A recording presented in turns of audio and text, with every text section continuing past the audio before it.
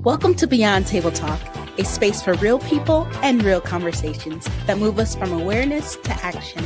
Each episode dives deep into the issues that impact our daily lives, financially, emotionally, and socially, with real talk from real people. We're so glad you've joined us, and we've got a powerful conversation ahead. Whether you're tuning in live or catching the replay, thank you for being a part of this community. Now let's get into it. Meet our moderator. Hello, and welcome to Beyond Table Talk. Tonight's it's a signature conversation series featured by the Association for Black Economic Power. And I am excited to be here as your moderator this evening. My name is Sharon Taylor for today's discussion on realigning your money, mind, and moves financial planning one-on-one. Because summer is wrapping up and now it's time to reset the strategy.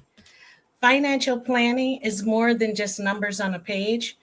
It's the practice of aligning your mindset, your money habits, and moves with the goals that you want to achieve. Whether you're starting your first job, raising a family, retiring, preparing for retirement, or you're already in retirement. Every step of the way, there's a financial decision that needs to be made.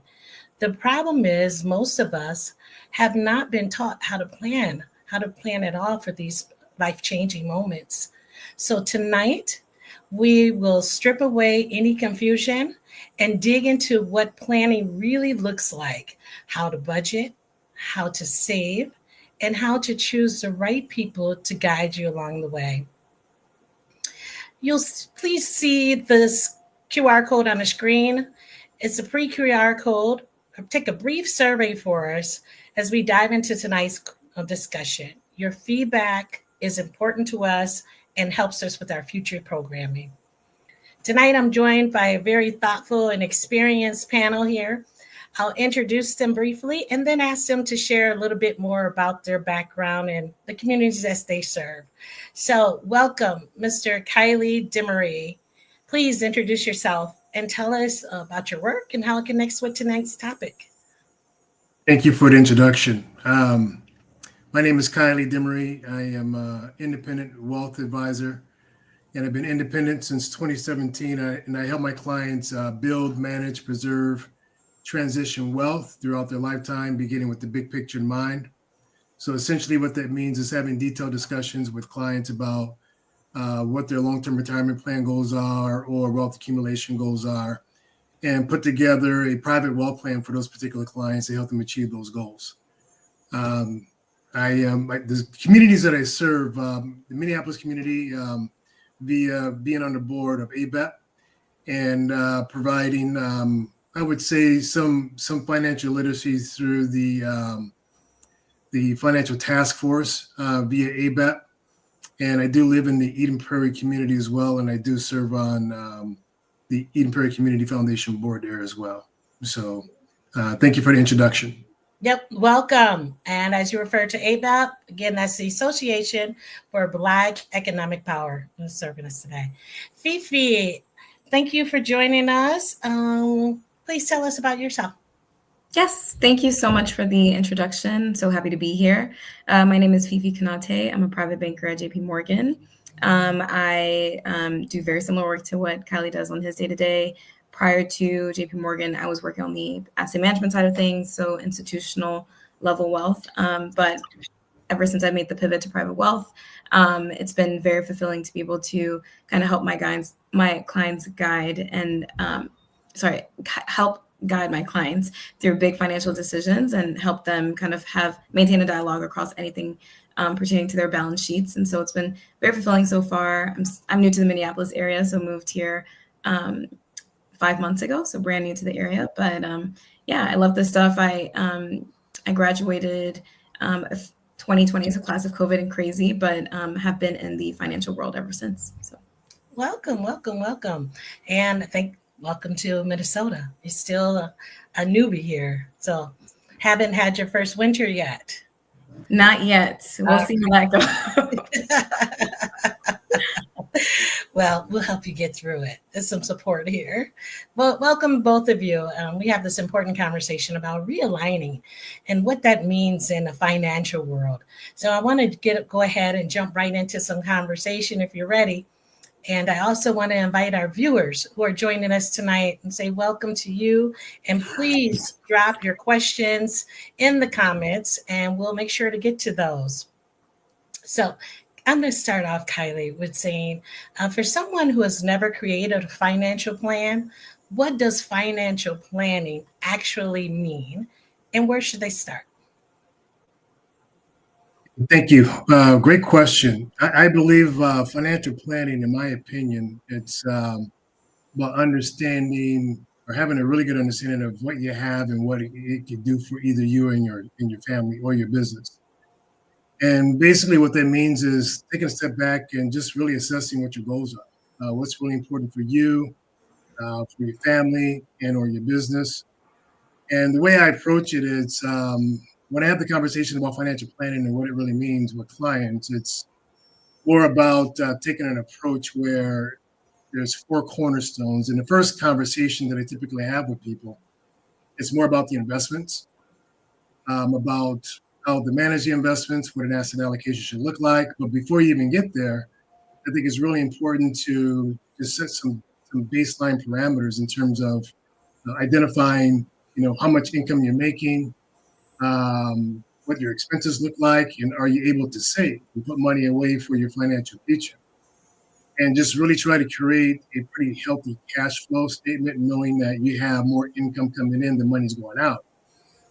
So I think just taking a step back and understanding what your goals are, identify what those goals are clearly, identify it, maybe even set some time horizons around that too. So for instance, if you wanted to buy a house, how long do you anticipate renting before you buy a house?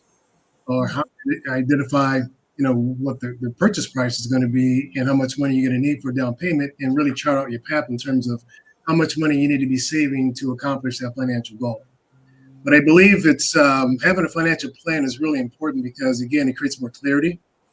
And it also gives you an opportunity to put something on paper that you can actually review on a regular basis. Maybe it's annually, maybe it's twice a year, whatever your comfort level is. But having a financial plan, again, to me, is more about understanding what you have and what it can do for you and your family. And when I say that, I mean the resources that you're actually accumulating: savings, retirement plans, Mhm. insurance, all those different things. Okay. So I hear you touching on different life stages, like basically just graduating. You may be starting out with something mid career or change of career. And then you spoke to nearing retirement. So each of them, I heard you saying, is bringing up different goals or maybe a shift in your life.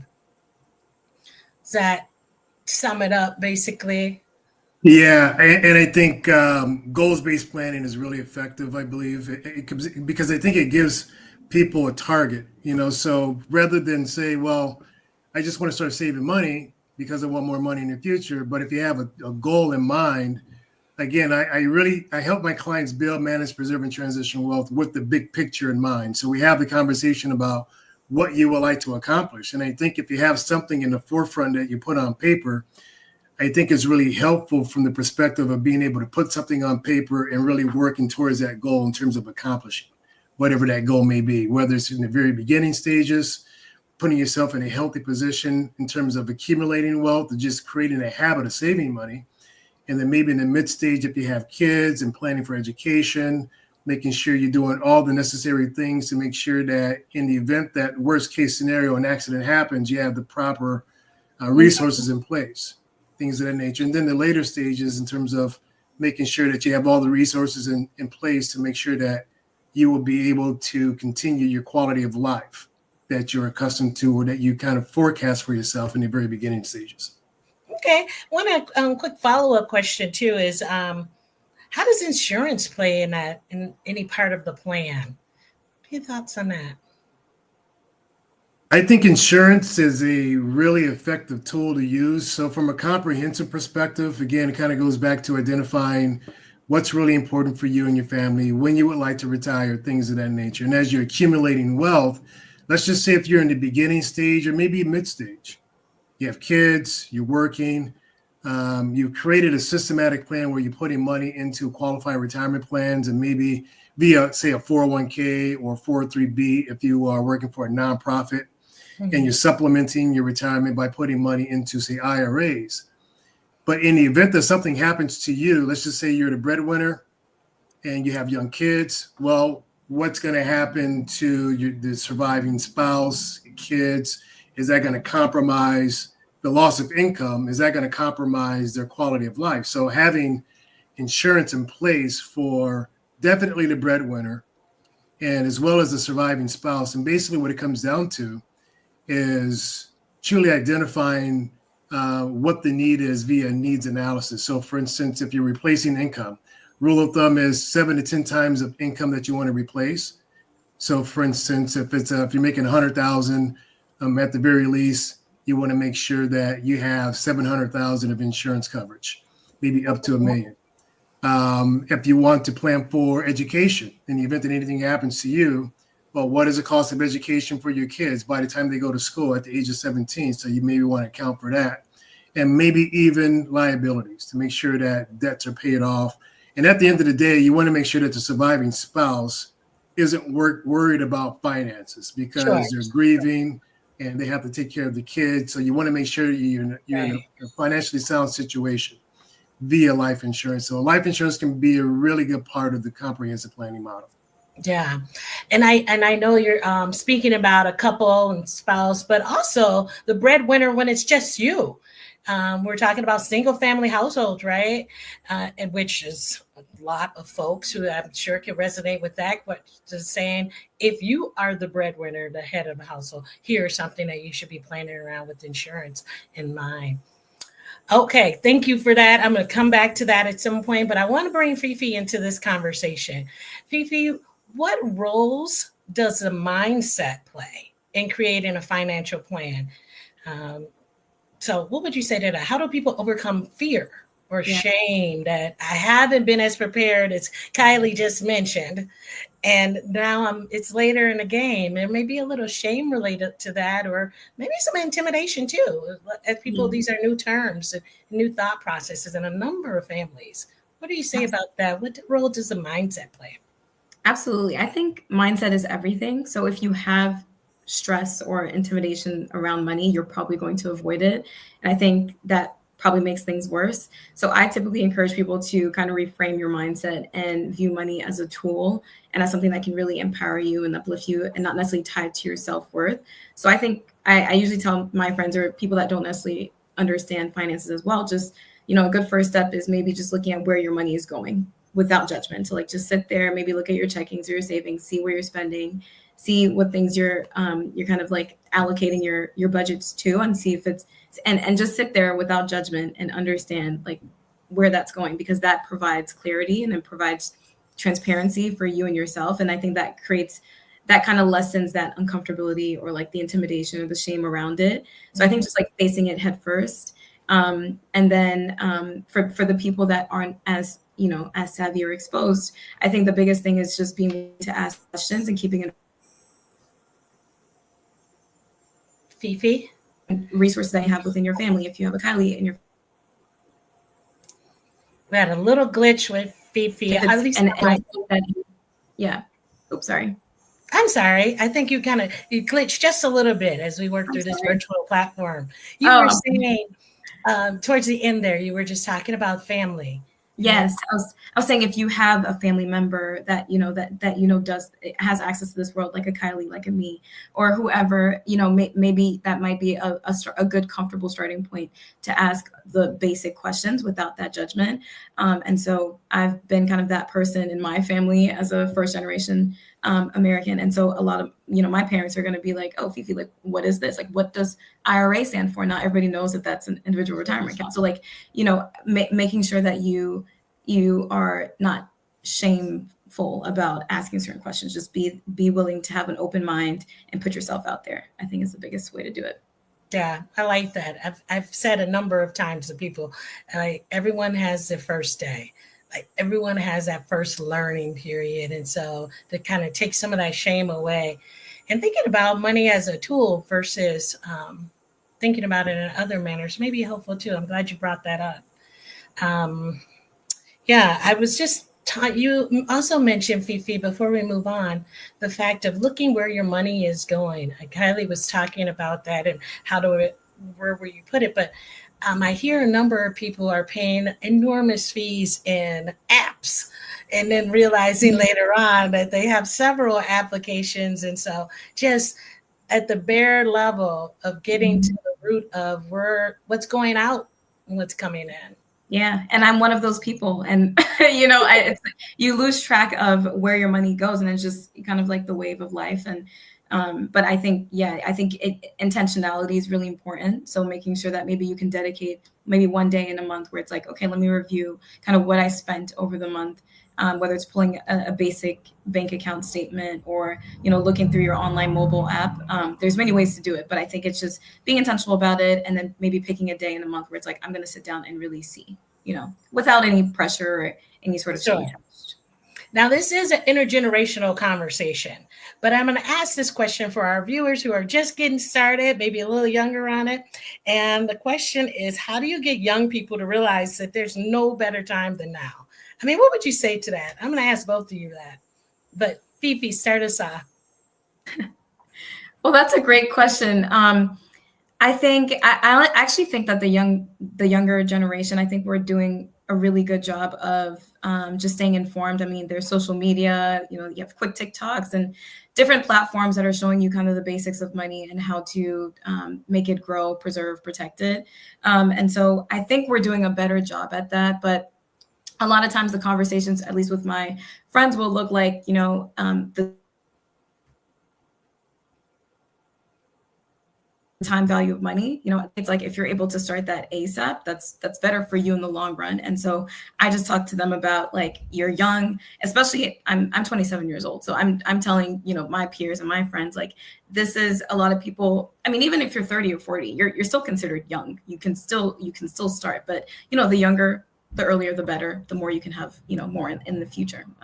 And so just making it a habit. And I think it's also a habit game. Like, if you're able to kind of instill those basic habits earlier on, it's easy by the time you're 30, it's easy by the time you're 40, by the time you're 50, you've kind of instilled those principles earlier on.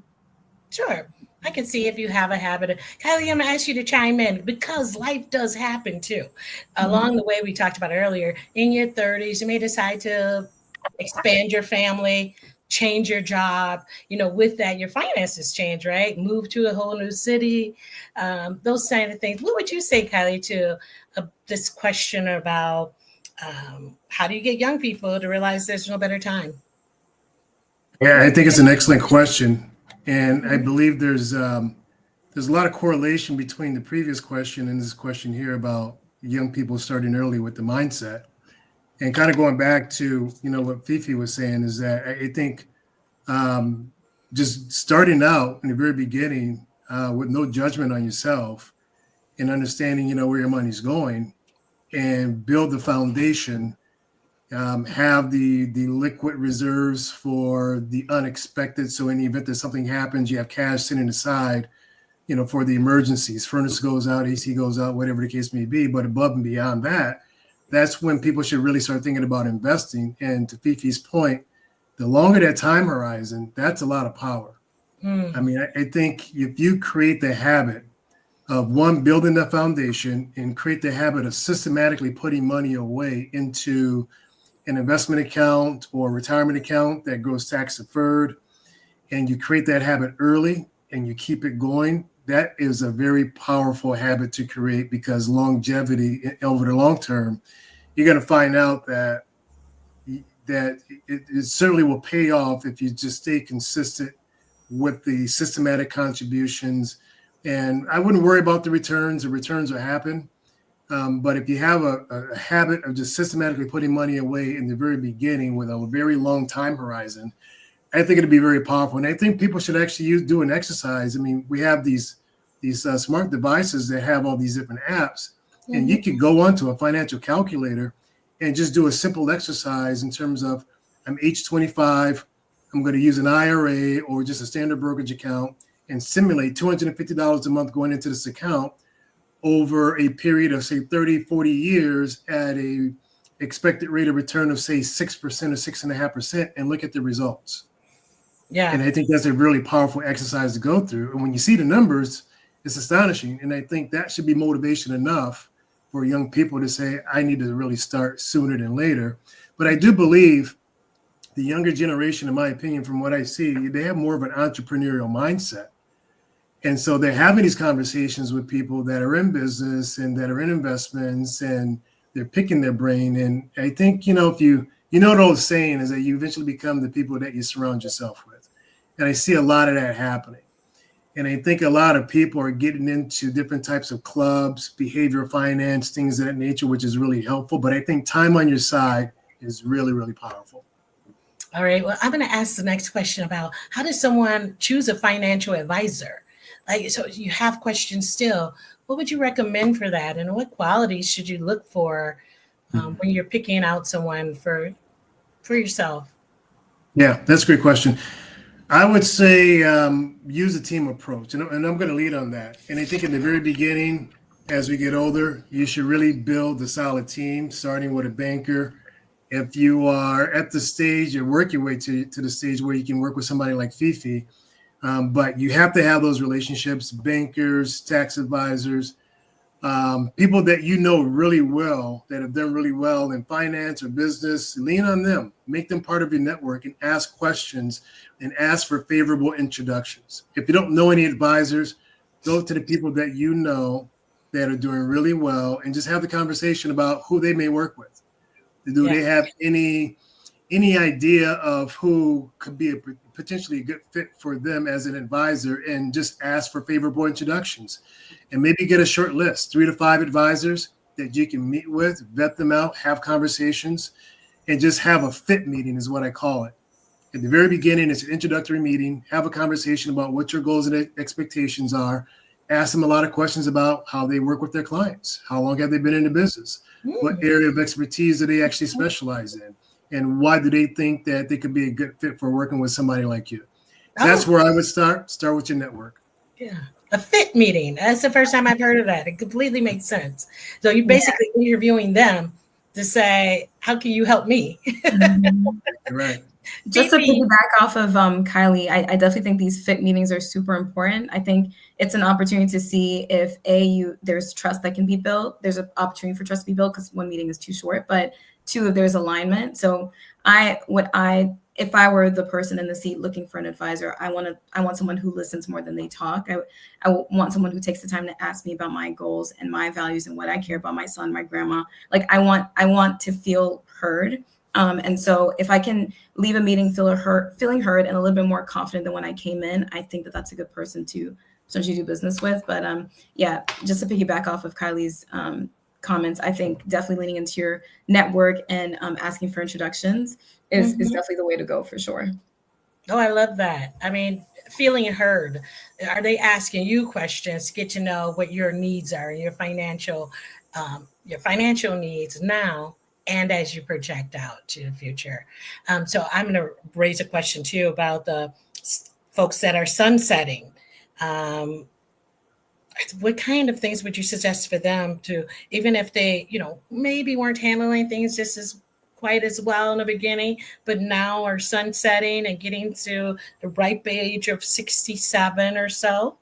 What would you say then about establishing a plan or finding a fit, establishing a plan? Is it too late? Great question. I don't believe it's ever too late. We are where we are. We have our own experiences.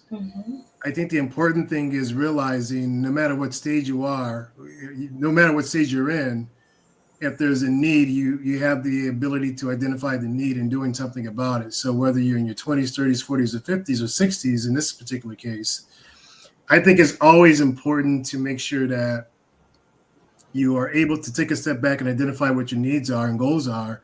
And if you do need a financial guidance with a financial professional, again, I would do anything and everything I could to meet the right person, interview different people, lean on your network. And just because somebody's in their 60s doesn't mean that it's too late for them.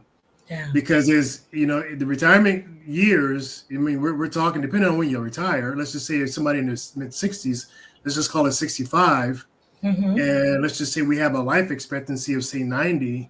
Well, that's a good amount of time that you're still going to have to plan for. That's right. And so we're talking about making sure that you have the proper asset allocation and the proper distribution strategy, identify what your needs are, looking at all the resources that you've potentially have accumulated. But if not, then the conversation needs to shift and say, okay, well, we were 65 now. Maybe you have to work another 5-7 years.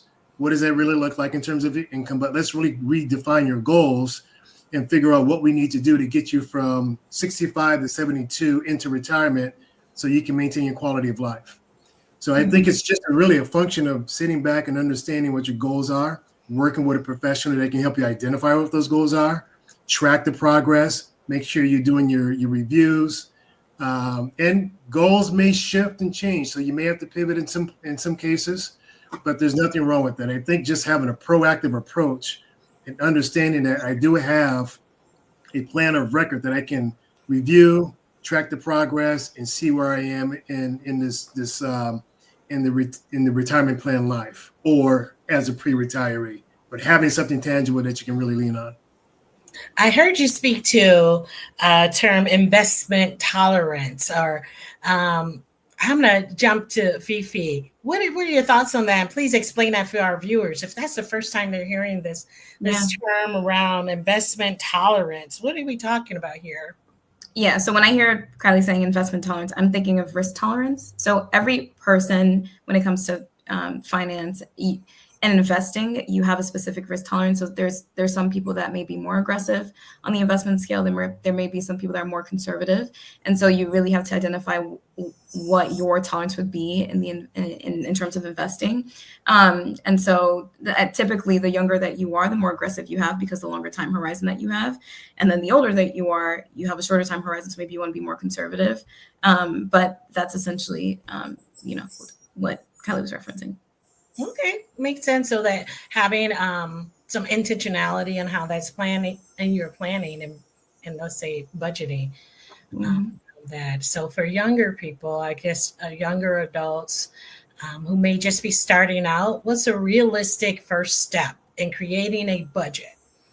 And then I'm going to ask in a matter that says, like, people who are at home taking notes and listening in, what would you suggest to them to say, what's a realistic first step in creating a budget? And that could be everyone, right? Again, we talk about different times and periods in your life.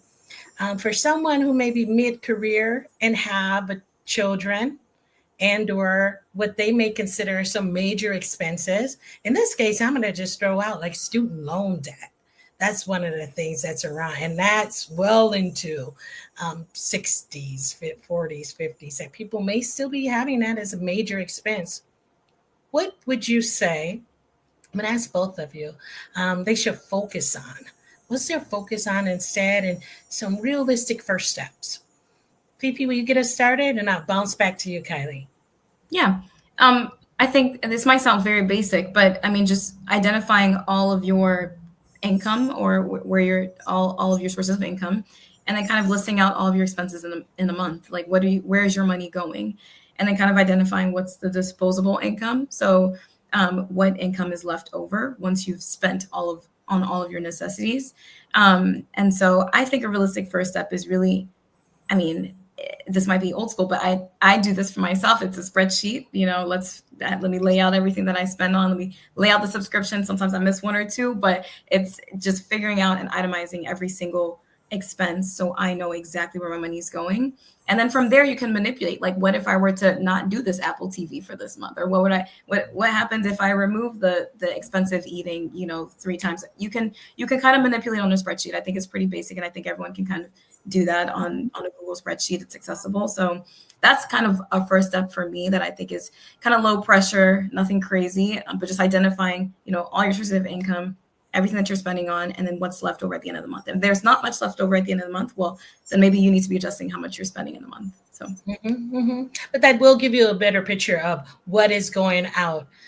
For people who may be experiencing living from check to check and or finding themselves in arrears after each pay period may give them an opportunity to look at that spreadsheet or look at those itemized. And don't forget the reoccurring things that come out, like car insurance or things of that nature. But that I think that's a great basic realistic step to get started. Kylie, what would you add to that and take us to maybe the next level on it? After we do that, then what's next? Yeah, that was an excellent answer by Fifi. And the thing that stuck out to me is that I think what she said in the very beginning, running through your budget with no judgments, but having the hard truth. So when you're looking at your outflows, identifying everything, I think that could be an eye opener for a lot of people. And I'm like Fifi, I'm old school too, just the old school spreadsheet, and identify the income, identify what's going out, and purging your budget. So if you were in a situation where you had a deficit, meaning that there's more money going out than coming in, then you certainly have to have that conversation with yourself, purge your budget, identify where's that money going.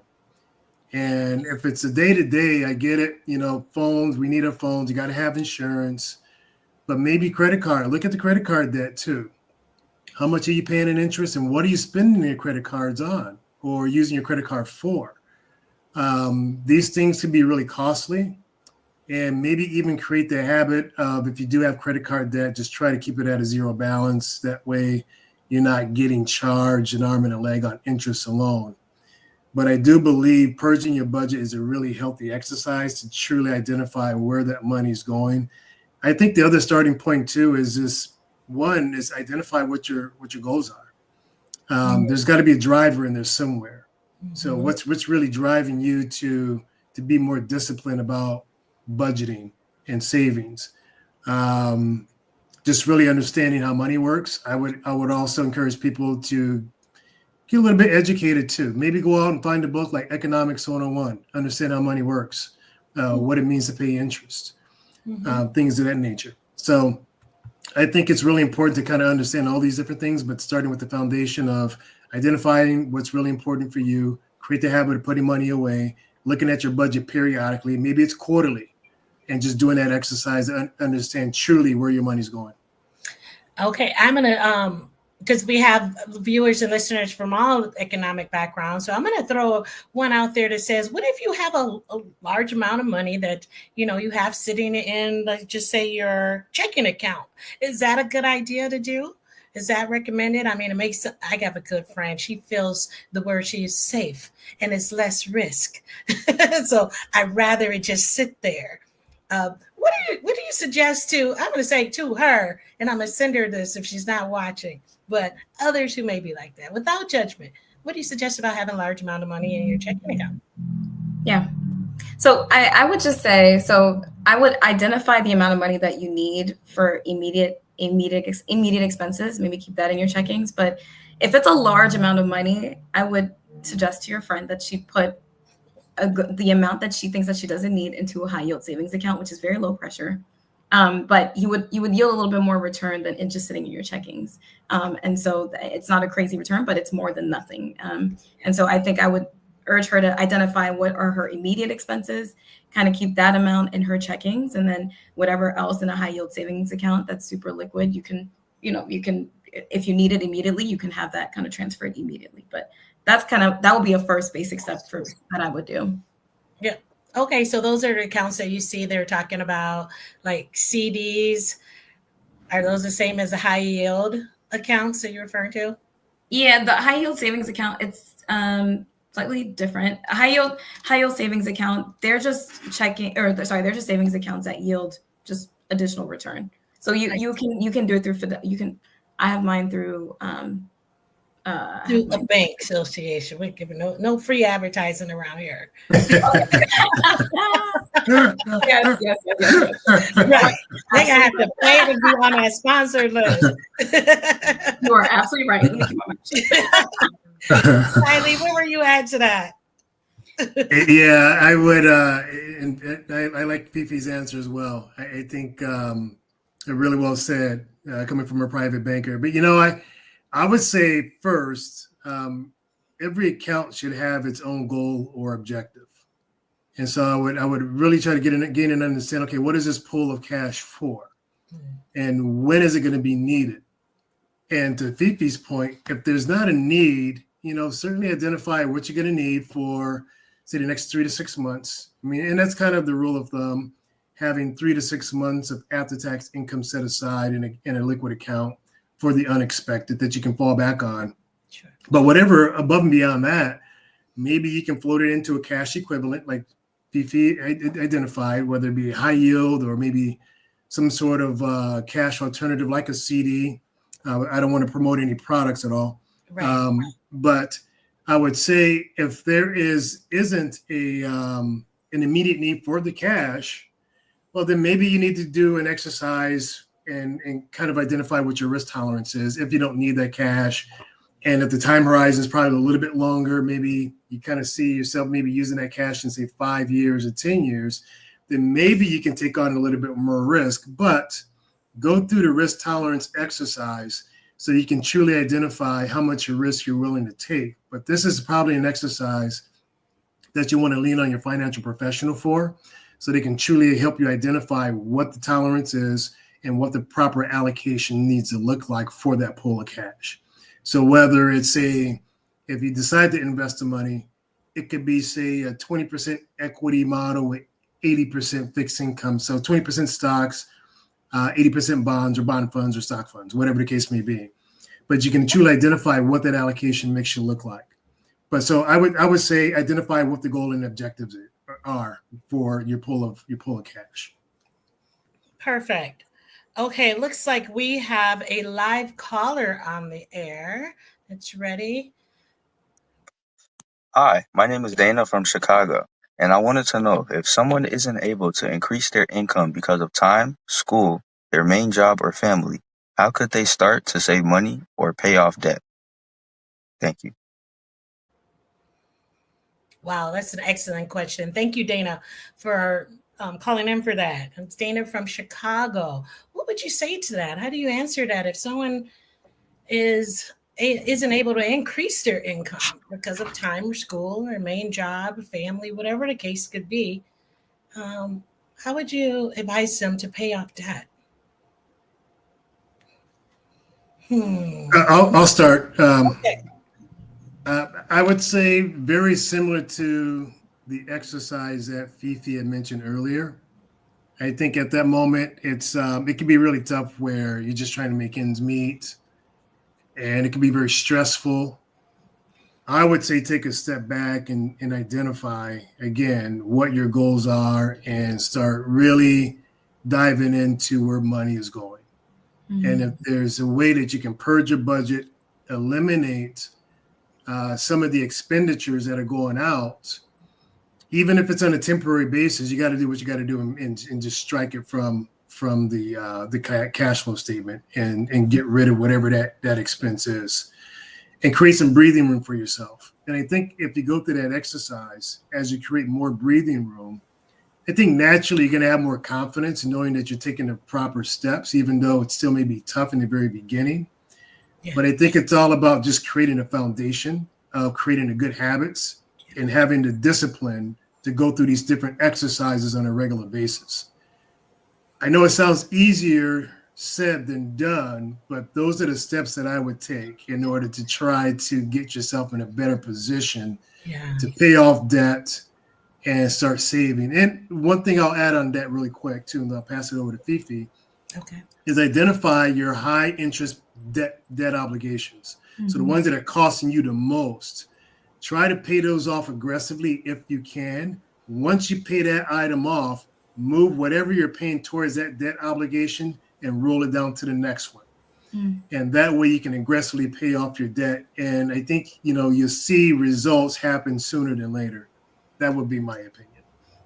I was just going to say the same thing. If you can attack the highest interest, bearing debt, then that's probably the best way to go.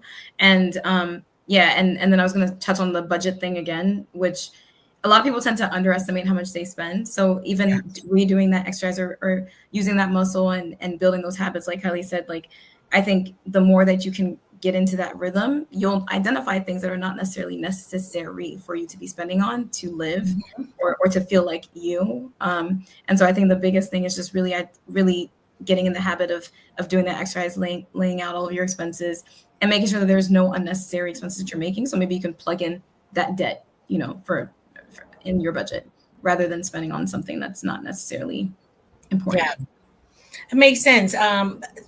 Reassessing your habits, as we talk about tonight. Most recently, people have started lessening their shopping at particular stores and have noticed that, hey, I don't really have to go there as much as I thought I did.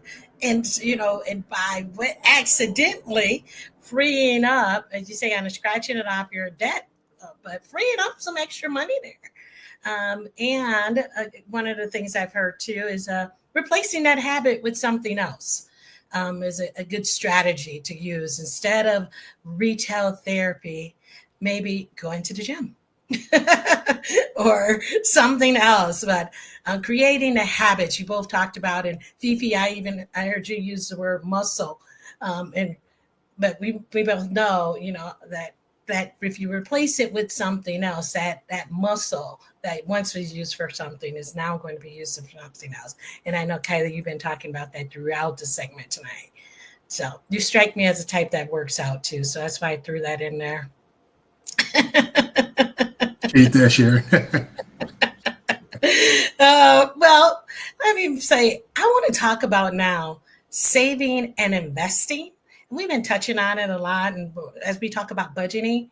But before we get into this conversation around that, I want to make sure that I reiterate that, remember, this conversation we're having tonight is for educational purposes. Please consult a licensed financial professional for personalized advice. And so before we get started with that, I just wanted to make sure everyone knew that it's educational purpose. Do your research. Kylie's talked about that too. Fifi's also shared that earlier, but I'm going to reiterate that. So I'm going to say, so for someone in our intergenerational conversation who's maybe in their 40s, so mid years, I'm even say 50s, what strategies would help them catch up? That idea of catching up. Thinking we're going to retire soon. If you feel behind in your retirement savings, so what can you do besides get another job, work hard? I mean, are there tools that we can add to catch up at this point in your 40s and 50s? And if so, I know people are feverishly taking notes. Let me jump to Fifi. I think there's this common theme of, I think that we've been talking about throughout the night, which is, first of all, don't panic. It's never too late. I think this is, if you're someone in your 40s or 50s, this is your time to maximize on contributions to retirement accounts, especially if your employer offers a match. So take advantage of that. Back to what we were saying earlier, cutting back any unnecessary expenses, redirecting that money towards savings can have a big impact. And then sometimes it is about adjusting expectations. So then, maybe you do have to have a conversation with yourself and be like, okay, maybe can I work 3 or 4 extra more years, or can I get a part-time income in this phase of my life to bridge the gap? So I would just, I think there's this common theme of just like being real with yourself, being transparent with yourself, and just having that conversation of, what does this look like for me? Have I maximized on all of my, contributions? And am I really looking at my entire balance sheet? And am I really understanding it right now? And if I'm understanding it, what do I have to do to kind of bridge the gap? Okay, that makes sense. Hallie, I'm going to switch it up just a little bit for you.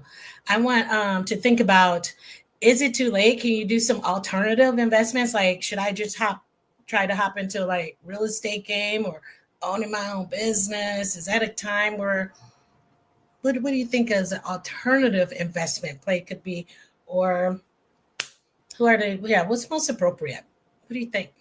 Yeah, I think it's going to be contingent upon who you are, what your goals are, where you are in the stage of your life. I like the idea of alternative investments and starting a business. I mean, I run my own, and I wouldn't do anything else.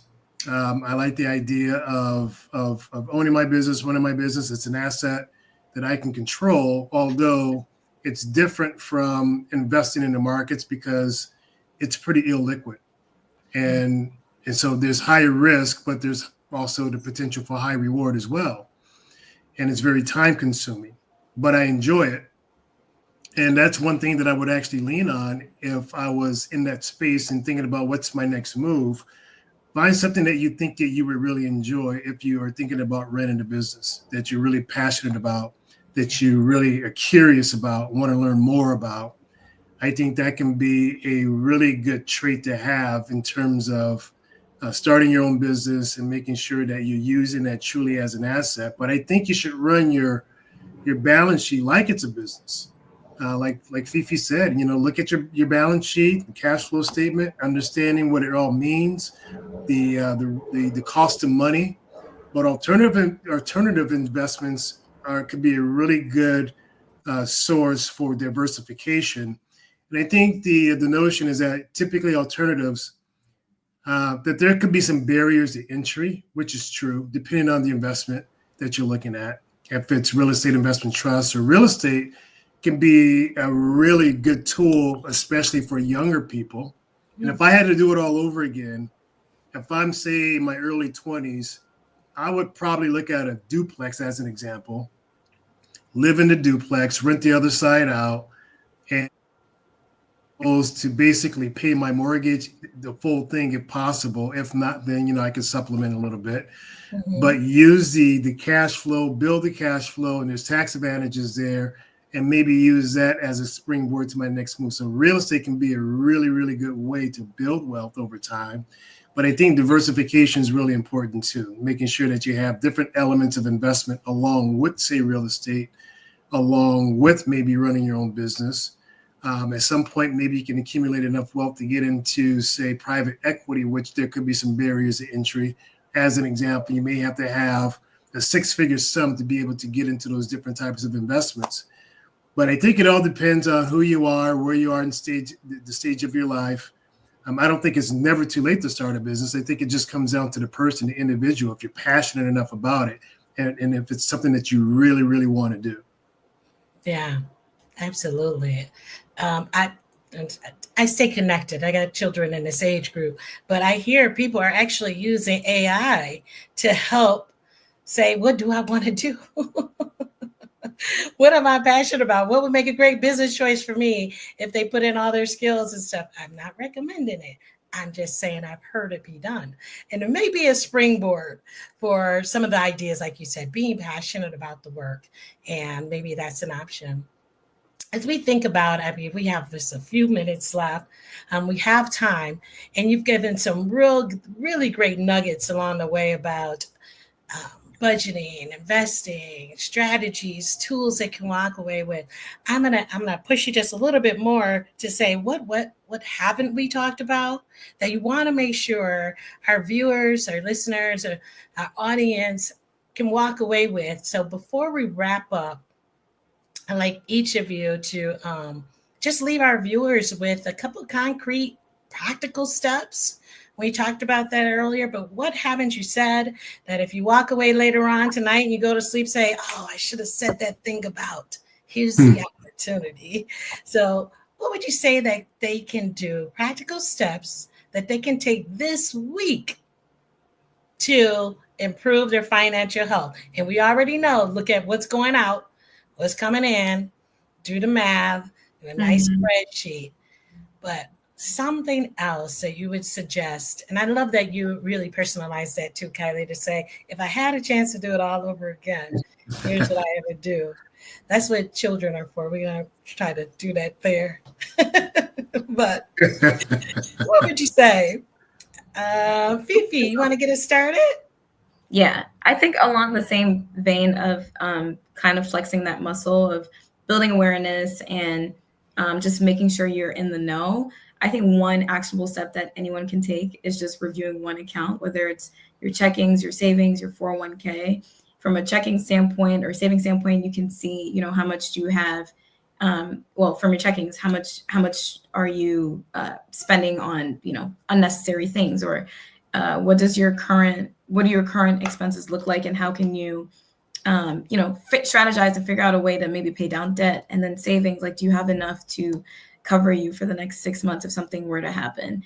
And so just understanding those basics, but then even 401ks can teach you a lot, like in terms of like, what are you invested in, or which plan are you a part of, and just understanding those benefits and what does the employer match look like. So just kind of picking one account and studying it and understanding it. And if you don't understand it, ask the questions, and then use your resources around you. Network and resources. Perfect. Kaylee, what would you add to that? That was an excellent answer. First is work with Fifi if you can. Very bright and a lot of great resources. I think everything that she said is right on point. I would even add that I've been having this conversation quite a bit with family, friends, clients, and I think the important part is that when we identify these accounts and take a look at where money's going, what's coming in the event that anything were to happen to you, what happens to that asset? I think succession planning is really important. Making sure that all your I's are dotted, T's are crossed. So as an example, if you have a checking account, savings account, do you have what they call a POD, which means paid on death, on that account? It's essentially a beneficiary designation document that says if something happens to me, it goes to my wife or to my kid or to my brother. Same thing with your investment accounts. Everybody should have a beneficiary designation on their 401k, 403b, IRAs, your retail brokerage account, which would be a TOD in this case, which means transfer on death. So make sure that you have beneficiary designations on all your accounts. Even if you're young, married, not married, you don't have kids, in some cases, it may not be warranted, but have an estate plan or get an estate plan. At least start the conversation. So part of this conversation for me is build a team. Have a banker that you know and trust, or go out and interview one. Figure out who that person is going to be. Banker, CPA, tax professional that can really help you navigate the tax law, especially if you're starting a business and you're owning real estate or investing in alternative investments. But definitely if you have kids, you want to make sure that you have a will, maybe even a trust in some cases, because you want to avoid probate. But that's a conversation that you certainly want to have with an estate planning attorney to figure out exactly what the design needs to look like. So as an example, if anything were to happen to me, I have a healthcare power of attorney. If I'm incapacitated, either my wife or my oldest daughter will make decisions regarding my health.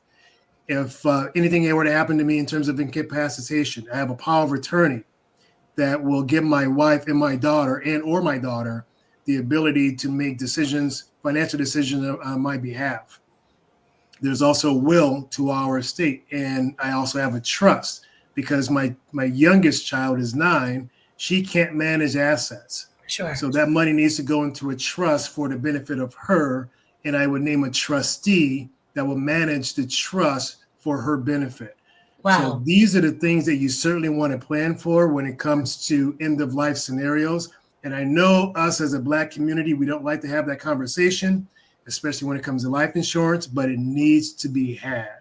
You want to make sure that you have an estate plan in place. And if there's a major life event change, have a baby, somebody gets married, update the estate plan as well. So that should be reviewed on a regular basis along with all your finances. Wow, that sounds like the intro to one of our next sessions is what do you need to have in place as we start to, and I like that you said even at an early age, if you have a bank account, you need a POD, that paid on death. And there's no age on that, right? So if you have account, you need a POD. You get that at the bank, tangible thing. You guys go run out and do that this week. If you don't have one, that's something you can walk away, you can do. Yeah, I love the idea of having this estate planning as another conversation too. I'm going to make a hint and talk about that with the team.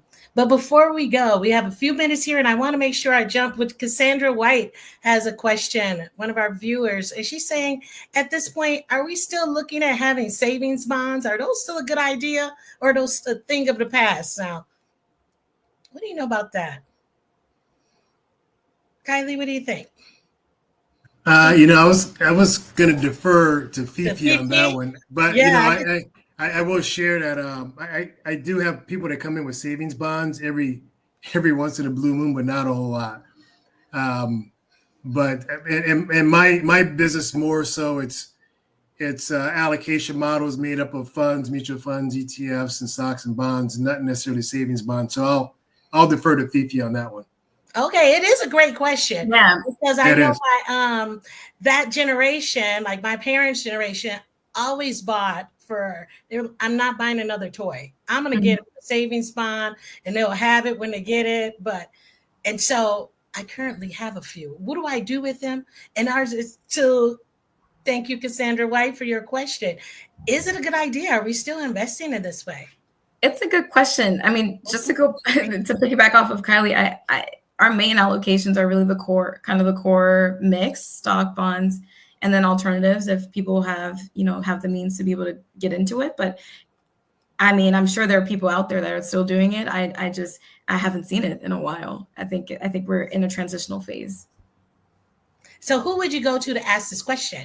Where do you cash them in? To the bank? Talk to your financial advisor about that? Because they were maturing, was the idea back in the day. You buy a few savings bonds for $25, it'll mature over the years. What do you do? Yeah, I think from my understanding is that in a lot of cases, you will go back to the financial institution that issued the savings bonds and cash or redeem them. I believe in some cases, you might be able to deposit them electronically. I believe. I'm not for sure on that one, but it's been a long time since I've dealt with savings bonds. I would think that there's certainly a good idea if you can find them, because you're going to get the coupon, and it's gonna. From my understanding, is that there might be some tax favorable treatment on that bond as well. So I think it's just a function if it meets your needs. Again, it kind of goes back to, all right, what's my goal? What's my objective? What's my need? If it meets the need. But yeah, that's something that I really haven't dealt with in a long time. Sorry, I can't give more information on that one. Okay. Great question. Yeah, that was an excellent question. All right. So with that being said, we did talk a lot about, having a financial advisor and having someone you can go to with these kinds of questions and others as life changes. And I love the idea of having that fit interview with folks to see if it's a match for you. There you have it. I mean, from defining financial planning and choosing an advisor to making smart budgeting, saving, and investment moves across every life. I think we touched on at least every life stage, and intergenerationally having that conversation around finances and tightening up the budget and what to do about that. I surely appreciate both of you joining us today. Thank you, Fifi, and thank you, Kylie, for joining us and sharing your expertise. At the end, we will have another survey, and you will see how to, if you were to contact both of them. I want to say thank you again to our outstanding panelists, and also to our tech team for doing such a marvelous job, to ABEP, the Association for Black Economic Power, for creating this platform and having us on here tonight. I think I have it all in there. So for contact information, this will be shared at the end. And again, any last remarks for our viewers, we'll put those in the chat, but make sure we do value your opinions. So that QR code will pop up. This is recorded, so you're able to go back at any point to share your thoughts on that. And I want to say thank you for listening tonight, and wishing you all success in your financial journeys. Have a good night. Thank you for joining us for another impactful episode of Beyond Table Talk. We appreciate each and every one of you for taking the time to view our discussion and going beyond through implementing and sharing. We are deeply grateful to our guest moderator and distinguished panelists for sharing their time, perspectives, and expertise. Your voice drives this platform forward. Take a moment to view our moderator and guest panelists' bios and information. Feel free to pause the video if you're re-watching the stream.